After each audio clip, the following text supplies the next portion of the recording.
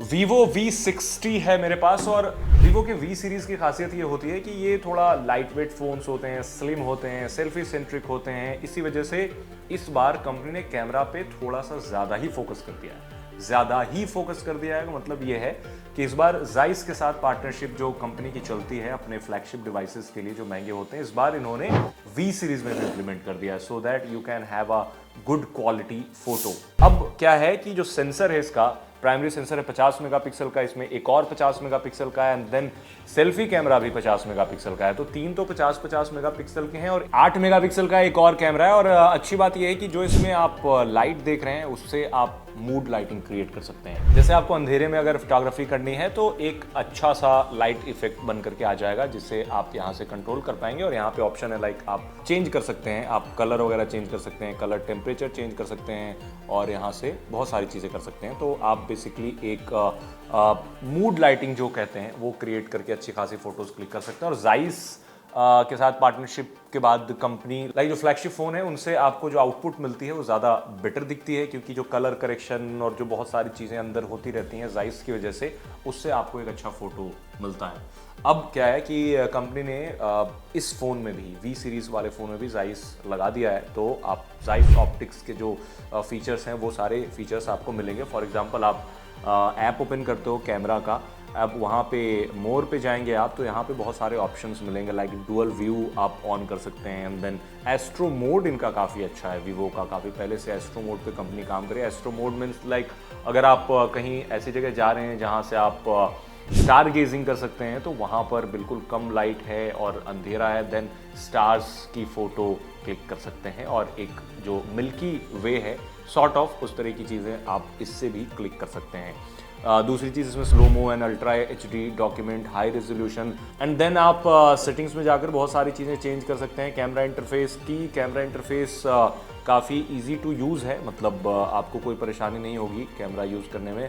और ये जो ऑरा लाइट है इसको भी आप ऑन ऑफ कर सकते हैं ईजिली, कोई परेशानी नहीं है, सारी चीज़ें ठीक है। चूँकि कैमरा सेंट्रिक फ़ोन होता है इस वजह से कैमरे के बारे में ज़्यादा बात कर रहा हूँ। और कैमरा का यूज़र इंटरफेस भी काफ़ी लोगों के लिए काफ़ी इंपॉर्टेंट होता है। फीचर्स तो देखो सारे लोग देते हैं, सारी कंपनियां देती हैं। अब बात कर लेते हैं थोड़ा यूज़र इंटरफेस पे, सॉफ्टवेयर पे। तो over the period of time, जैसा कि मैं आपको हमेशा बताता रहता हूँ, वीवो ने काफ़ी काम किया अपने यूज़र इंटरफेस पे और इस बार भी कंपनी ने थोड़ा बहुत रिफाइन किया है। बट अगेन जो पिछला वर्जन था या फिर दूसरे वीवो के स्मार्टफोन्स देखते हैं उससे ज़्यादा आप कुछ अलग एक्सपेक्ट ना करें इसमें यूज़र इंटरफेस के मामले में। It's very clean stock like experience but with few bloatwares. आप उसे इंस्टॉल भी कर सकते हैं ब्लोटवेयर्स को।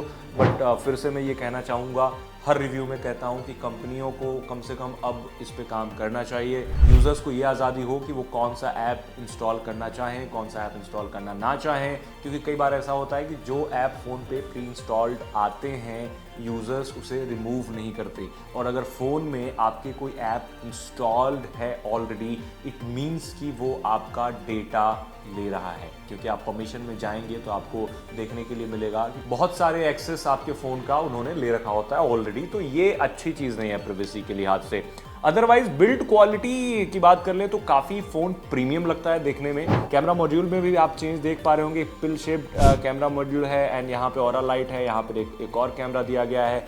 काफ़ी स्लिपरी है फ़ोन, आई मीन अगर आप कवर लगा के नहीं यूज़ करते हैं तो फ़ोन हाथ से स्लिप कर सकता है, बट स्टिल उतना भी ज़्यादा स्लिपरी नहीं है, मतलब मिड में रखूँगा मैं इसे। एंड फ़ोन थोड़ा थिक है, 6500 mAh बैटरी है, इस वजह से भी थिकनेस थोड़ा बहुत जस्टिफाई किया जा सकता है कि यस फाइन, क्योंकि एक बड़ी बैटरी अगर कंपनी देती है तो फ़ोन थोड़ा सा थिक तो होगा, so that makes sense. And यहाँ पर आपको वॉल्यूम रॉकर कीज मिल जाती हैं एंड यहाँ पर आपको पावर बटन मिल जाता है। नीचे की तरफ USB Type-C port and then speaker grille and sim card tray. अब कैमरा क्वालिटी की बात कर लें तो कैमरा क्वालिटी काफ़ी अच्छी है। अच्छी इन द सेंस कि आपको ऐसी फोटोज़ मिलती हैं जो बिल्कुल सोशल मीडिया फ्रेंडली हैं, ज़्यादा लाइक्स आएंगे, ज़्यादा कमेंट्स आएंगे, ज़्यादा व्यूज़ आएंगे। ये इस वजह से कह रहा हूँ कि आपको फिर किसी एडिटिंग की ज़रूरत नहीं पड़ेगी, वैसे ही फ़ोटोज़ क्लिक होती हैं। बिल्कुल थोड़ा सा मुझे लगता है कि पॉप कलर्स दिखते हैं। लाइक कोई भी अगर आप फोटो क्लिक कर रहे हो, लाइक मेरे सामने सौरभ बैठा हुआ है, सौरभ की फ़ोटो मैंने क्लिक करी, सौरभ ने जो टी शर्ट पहन रखा है, ब्राउन टाइप में है, लेकिन यहाँ पर बिल्कुल ऑरेंज टाइप का कलर मैं देख पा रहा हूँ। सो यस, ये चीज़ है। और अगेन अभी यहाँ पे काफ़ी अच्छी लाइट्स लगी हुई हैं, तो अच्छी फ़ोटोज़ आ रही हैं, बट लो लाइट में थोड़ा सा मुझे लगता है इसे और बेटर होने की ज़रूरत थी। अगर बाहर जाकर के फ़ोटोज़ क्लिक करते हैं आउटडोर में या फिर वेल लिट एरिया में, तो फ़ोटोज़ काफ़ी अच्छे आते हैं। आप एडिट कर सकते हैं, अगर आपको कलर करेक्शन करना है तो वो भी कर सकते हैं, और बहुत सारे इनबिल्ट फिल्टर्स दिए गए हैं इसमें ही, उसको भी लगा करके आप क्लिक कर सकते हैं। जाइस के साथ जो कोलैबोरेशन है इनका, इसकी वजह से आपको ये चीज़ देखने को मिलता है। यहाँ पर देखेंगे तो आप जाइस का फिल्टर लगा सकते हैं, then stage and clear blue, grey fruit, night scene and then silent, yogurt, बहुत सारी चीज़ें हैं। तो ये फिल्टर्स एंड ऑल बहुत सारे फ़ोन्स मिलते हैं, यहाँ मिलते हैं। और आपको लेवल ग्रेड, अगर आपको प्रो मोड में क्लिक करना है फोटोज़ तो वो भी कर सकते हैं। कुल मिला के बात ये है कि 40,000 रुपीज़ के अंडर है ये फ़ोन, तो उस हिसाब से जो कैमरा क्वालिटी है, ये जो कैमरा में फीचर्स आपको दिए गए हैं, स्पेशली सेल्फी कैमरा की जब बात करते हैं तो बहुत कुछ मिलता है। सो कैमरा इस फ़ोन का आपको डिसअपॉइंट नहीं करेगा।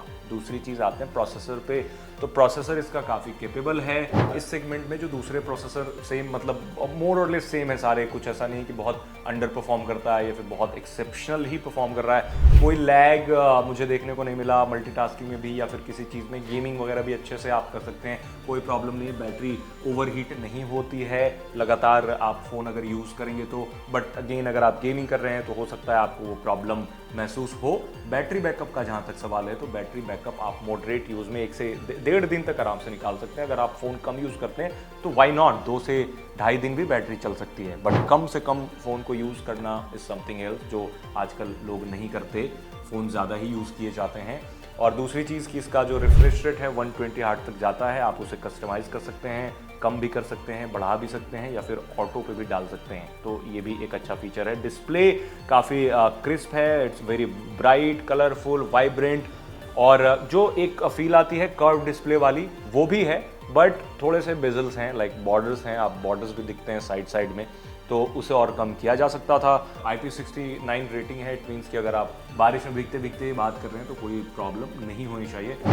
तो बहुत सारी चीज़ें आप डिटेल से आप हमारी वेबसाइट aajtak.in पे भी पढ़ सकते हैं, क्योंकि वीडियो की अपनी लिमिटेशन होती है, सारी चीज़ें बताई नहीं जा सकती।